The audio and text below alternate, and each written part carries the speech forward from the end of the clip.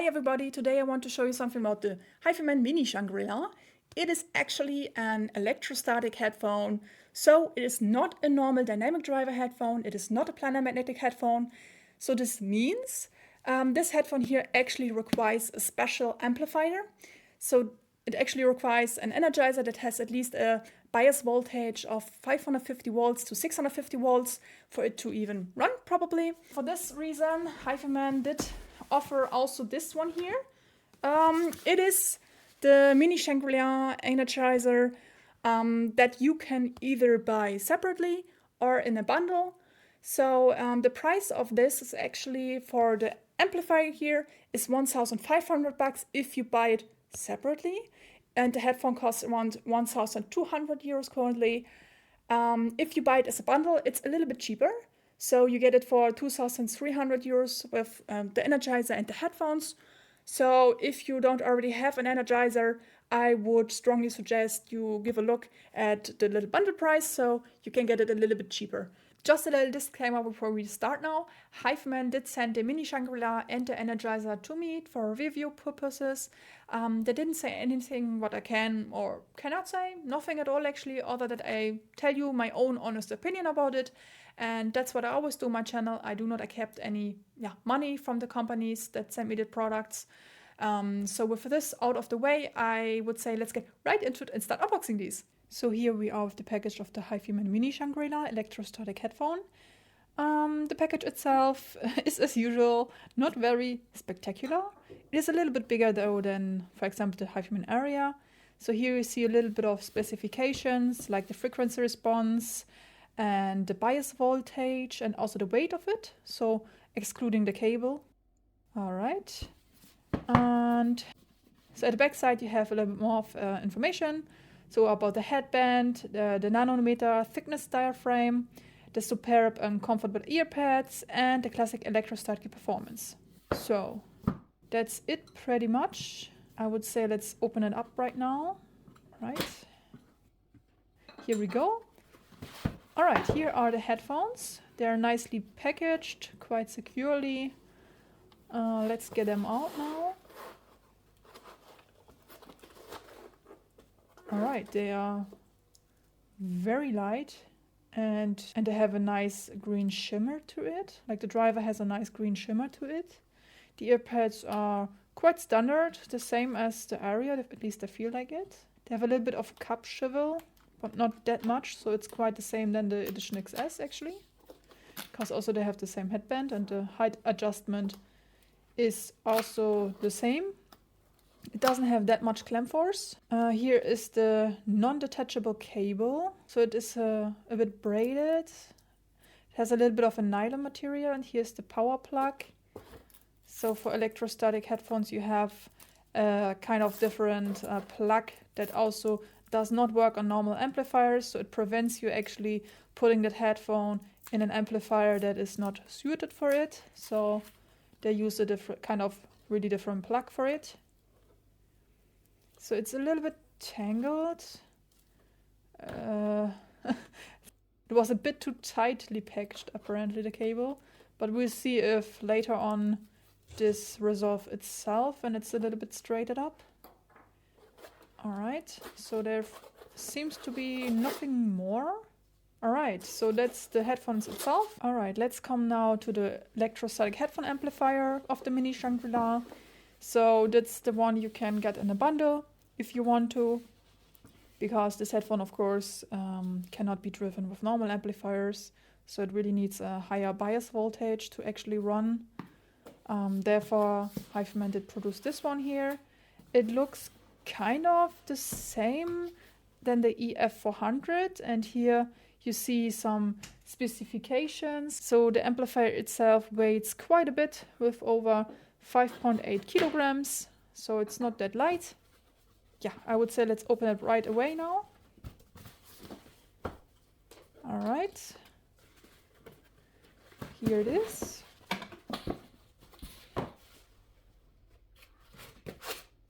I guess the cable is in here.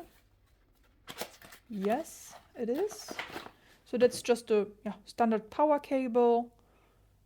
Nothing special, nothing fancy. All right, nothing more in it. Let's come to the amplifier itself now. Okay. Oop, it is quite heavy. All right, let's get that away. All right, here it is. All right, at the front side you can see two knobs.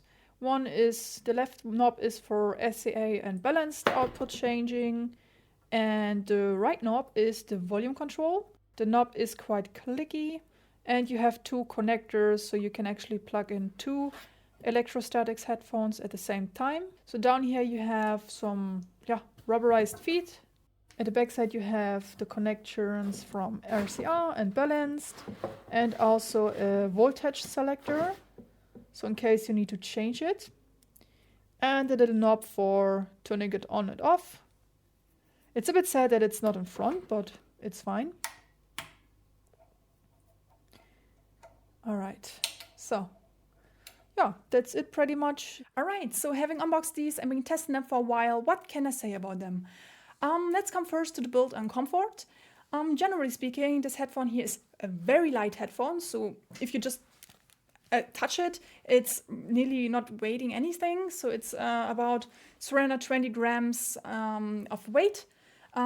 This is because there's not really magnets in here or anything like this, because it's an electrostatic headphone, so there's no need for magnets or anything like this. The build itself is a little bit plastically, I have to say. So the sides here are plastic. This here is metal. And as you can already see, they have used the headband of the cheaper like HiFiMan headphones, for example, the Edition XS or HiFiMan HE400 SE it was. So it is the same kind of headband. It is just a little bit padded here. And as you can already see, I did a little mod here. So this is the Capra headband that is also working for the Mini Shangri-La, thankfully. And I linked down below where you can actually get these. So you can just put it here with a little, like you just bend it a little bit and put it here. So this rests and floats a little bit on your head like this. And I found it to be very helpful because of the big teardrop shaped cups. Because my head is not that big, I sometimes have a little bit of seal issues with this kind of style headband, because otherwise they would sit too far down here because my head is too small, and this headband helps quite a bit about it. And also with comfort, I have to say, because this headphone is not that heavy, I can also wear it without this little modded headband for quite a long time for getting hot spots, because the headphone is not that heavy. But I really wished HiFiMan would have used the headband of the, for example, HE1000, you know, because for a headphone that costs over €1,000, this headband is clearly not really a choice I would take. So the ear cups itself are, as the other teardrop-shaped HiFiMan headphones, quite similar. So nice and plushy. The outside is a pleather material. The inside is a nylon material. They fit quite nicely on my head. So one thing you need to be aware of with an electrostatic headphone is that most of the cables are non-detachable. So as you can see, this one here is non-detachable cable. You cannot replace it on your own. Most of the reason is being for electrostatic headphones that it would be a bit dangerous to replace it on your own.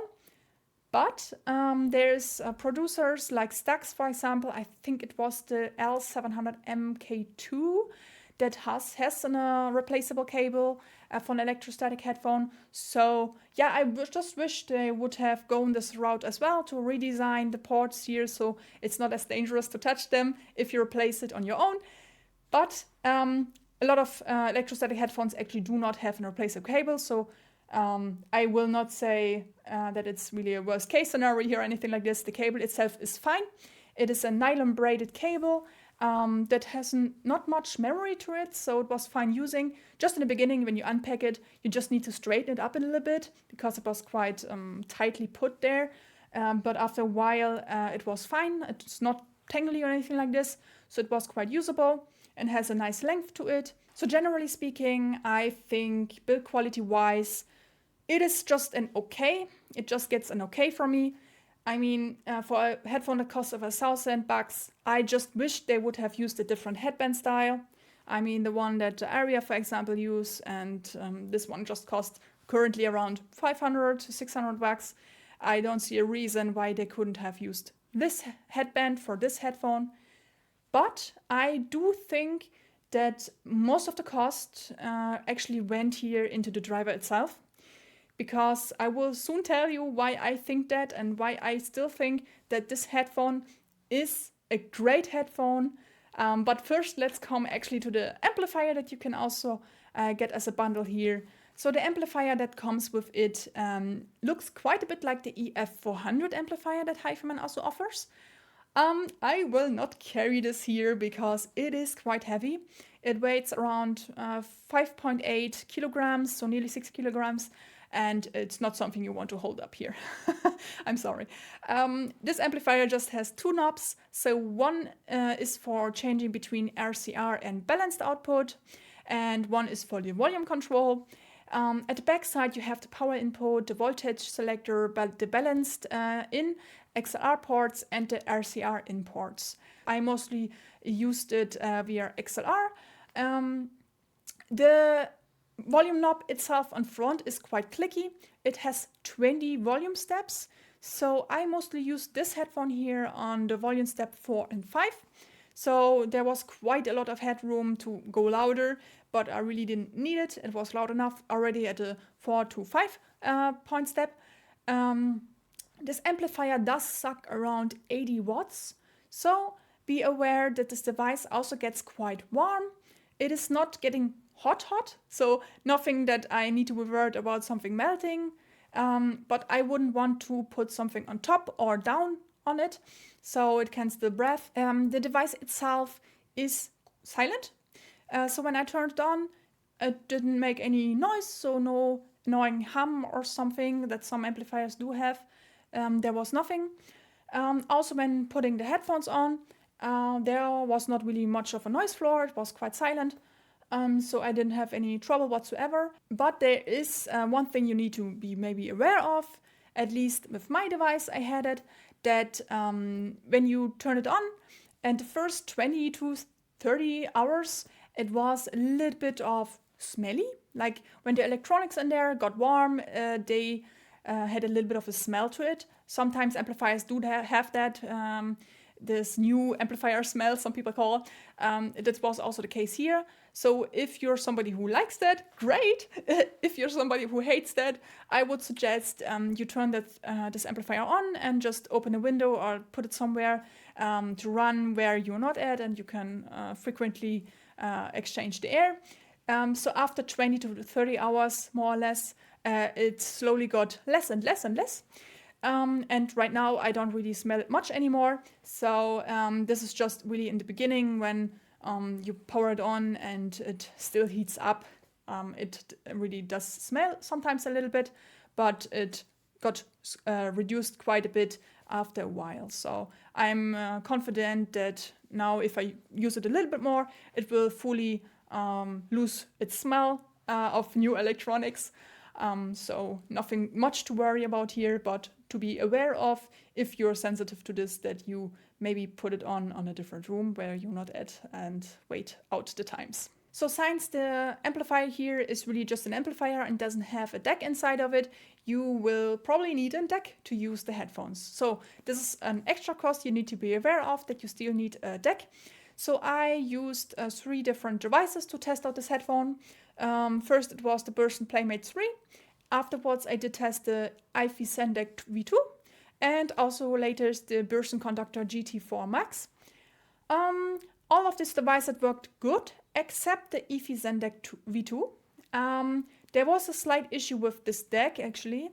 When using this one with this energizer and this headphone, there was sometimes, not every time, sometimes, a little issue that one's ear cup side made a little bit of a tinnitus-like sound.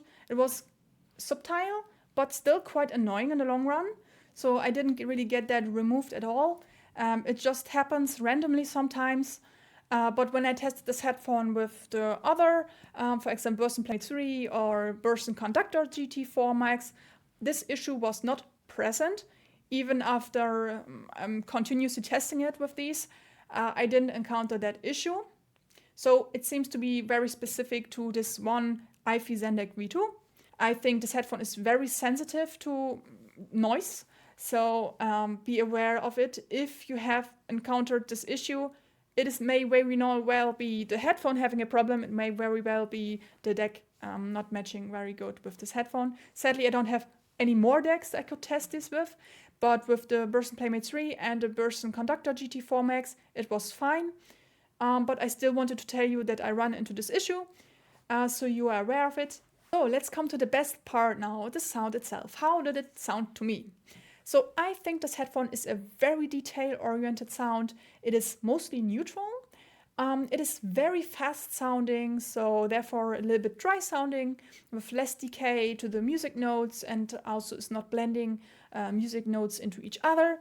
It has a lot of speed is present here, and the treble tonality is fantastic. It is very realistic. It is quite bright still, but it has a little bit of a smoothness to it that it is not fatiguing. Even if you listen to like bright female voices, that sometimes can be a little bit too much on some HiFiMan headphones. Here I didn't really have much issues with it because it was still very detailed, very crisp, very airy, but without going over the top. So it was not sibilant or anything. Also the soundstage here is very wide, and the instruments are greatly placed inside the soundstage. So great soundstage, great imaging qualities, great for gaming therefore. And the mid-range is also very good. It doesn't have any shouting or honkiness to it. The bass is quite lean though, so it doesn't have that much presence or hit to it than, for example, the HE1000 or the Aria stuff, for example. But you can EQ these, and then it becomes a little bit more fun and engaging. So it is possible to EQ this quite a little bit. Not like, for example, the Ananda, where when you put a little bit of a bass shelf in there, it really didn't have much effect. Here it does have quite a bit of an effect.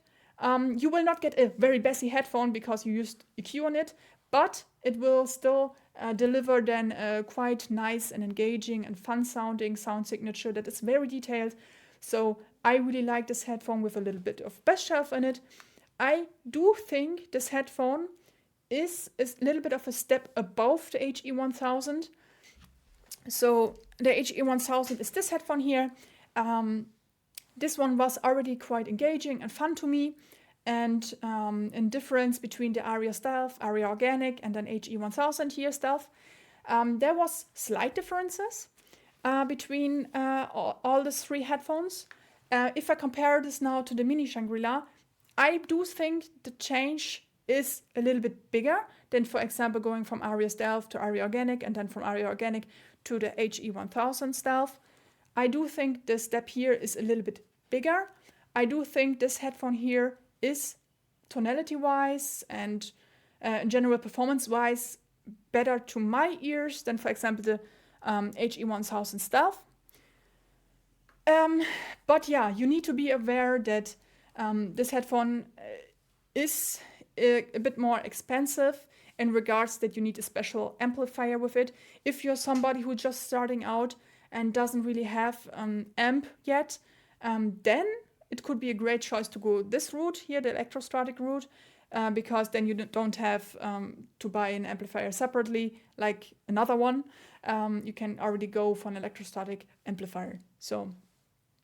But if you're somebody who already has a normal amplifier to run like planar magnetic headphones, then I do think the 1000 Stealth is a great headphone, and I really enjoyed also this headphone here.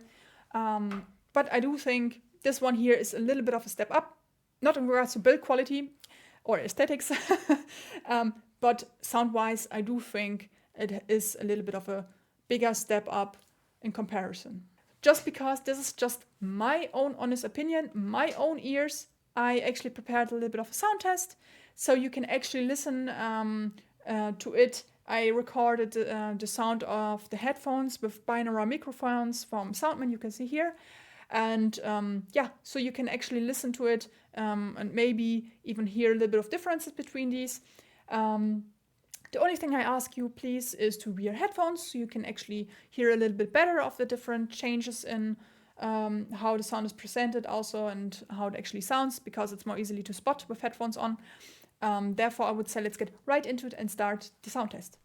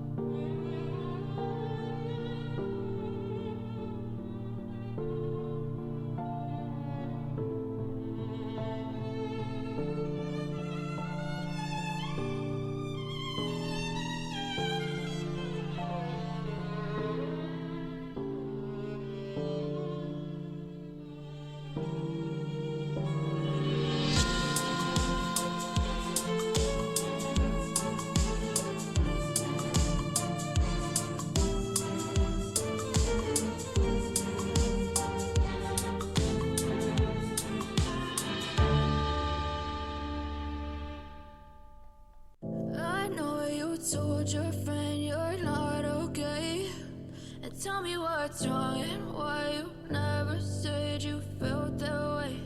And guess you're trying to stay strong and fake a smile until I look away. But I've known you too long, it hurts to watch your blue eyes fade to gray as you fade away, as you fade away.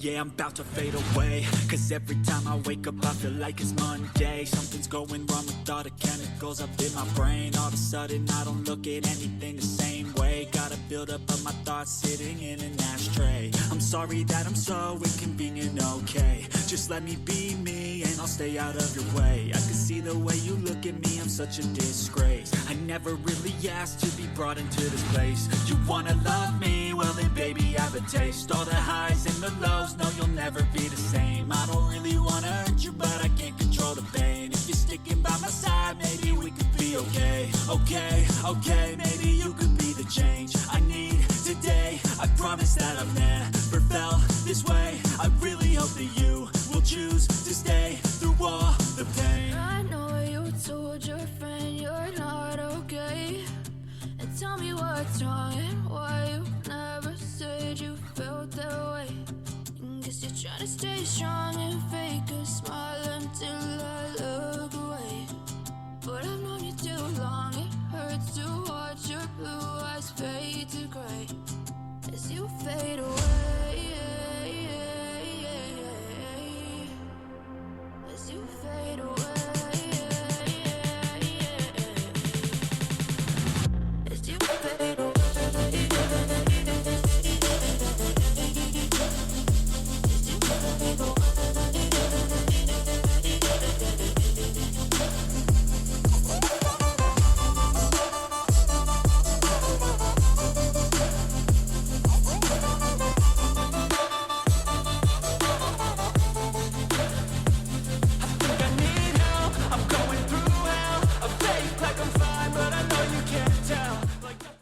I guess we are finished now with the little short sound test. I hope it was helpful to you.